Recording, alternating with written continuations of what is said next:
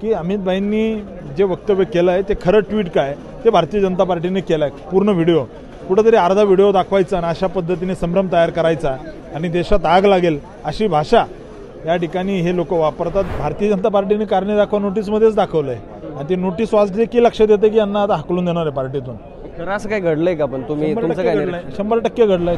राग नाही आहे, हा कार्यकर्त्याला जी मारहाण झाली त्याच्या विरोधातला आक्रोश आहे। भारतीय जनता पार्टीच्या बूथ प्रमुखाला ज्या धमक्या दिल्या जीवे मारण्याच्या। माझ्यासोबत माजी आमदार राम सातपुते आहेत। सुरुवातीला पहिला प्रश्न, अमित शहांच्या वक्तव्याकडे कसं पाहतो? नाही, मुळात देशाचे गृहमंत्री माननीय अमितभाई शहा यांचं वक्तव्य ज्या पद्धतीने तोडून मोडून काँग्रेसवाल्यांनी दाखवलं याचा मी निषेध करतो, काँग्रेसचा निषेध करतो की अमितभाईंनी जे वक्तव्य केलं आहे ते खरं ट्विट काय ते भारतीय जनता पार्टीने केलं आहे। पूर्ण व्हिडिओ कुठेतरी अर्धा व्हिडिओ दाखवायचा आणि अशा पद्धतीने संभ्रम तयार करायचा आणि देशात आग लागेल अशी भाषा या ठिकाणी हे लोक वापरतात। मी यांचा निषेध करतो। अमितभाईंचं वक्तव्य हे कधीच या ठिकाणी बाबासाहेबांच्या विरोधात नाही आहे। हे काँग्रेस जे आहे संपत आलेलं शेवटच्या घटका मोजत असलेलं काँग्रेस हे अशा पद्धतीने एक विपर्यास करण्याचं काम करतात। रणजितसिंह मोहिते पाटलांना कारणे दाखवा नोटीस आलेली आहे, तुम्हाला काय वाटतं काय होईल? खरंच भारतीय जनता पक्ष त्यांच्यावर कारवाई करेल का? भारतीय जनता पार्टीने कारणे दाखवा नोटीसमध्येच दाखवलं आहे आणि ती नोटीस वाचली की लक्षात येते की यांना आता हाकलून देणार आहे पार्टीतून। खरं असं काय घडलंय का? पण तुम्ही तुमचं काय? 100% घडलंय। तुम्ही तुमच्या पत्रकार आहेत त्या भागामध्ये, तुम्ही येऊन 4 दिवस राहून जा, काय काय घडलंय तुमच्या लक्षात येईल। फार जास्त राग दिसतो तुमचा मोहितेंवर?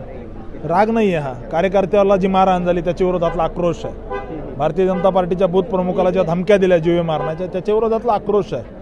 आणि मोहिते पाटलावर राग नाही, त्यांचा राग जनतेचाच त्यांच्यावर राग आहे।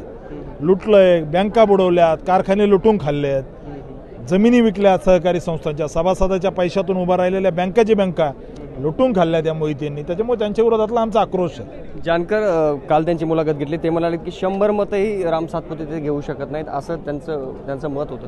नाही, उत्तमराव जानकर मोहिते पाटलाचे ड्रायव्हर आहे, त्याच्यामुळे त्यांच्यावर बोलणार नाही। त्यांनी एक चॅलेंज केलं, एक महत्त्वाचा प्रश्न आहे, त्यांनी एक चॅलेंज केलंय की तुम्ही बॅलेट पेपरवर जर निवडणूक घेतली तर मी राजीनामा देतो, म्हणजे माझ्याच मुलाखतीमध्ये ते बोलले। त्यांनी राजीनामा द्यावा, बॅलेटवर निवडणूक होईल काय राम सातपुते तयार आहे, त्यांनी बॅलेटवर निवडणूक घ्यावी, मी तयार आहे निवडणुकीला।